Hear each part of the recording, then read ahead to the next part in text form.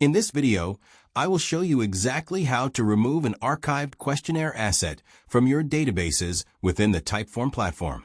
Managing your workspace effectively often requires cleaning up old projects that you no longer need, and the process is actually very straightforward once you know where to look.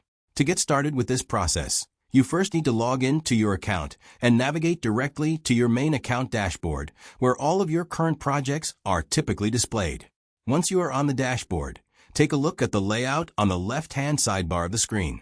You will need to locate and click on your dedicated archived surveys section or the specific folder directory where you previously shifted your inactive project models for safekeeping. This area serves as a storage space for everything you have moved out of your main workspace. After you have opened that folder, browse through the list to find the specific questionnaire card block asset that you want to destroy permanently.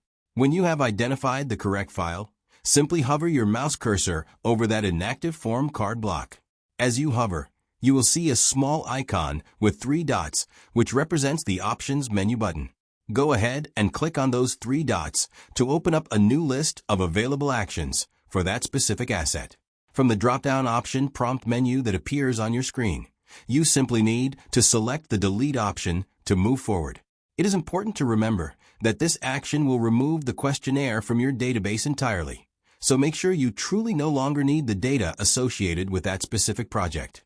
Following these simple steps will help you keep your Typeform workspace organized and free of any unnecessary clutter from old surveys.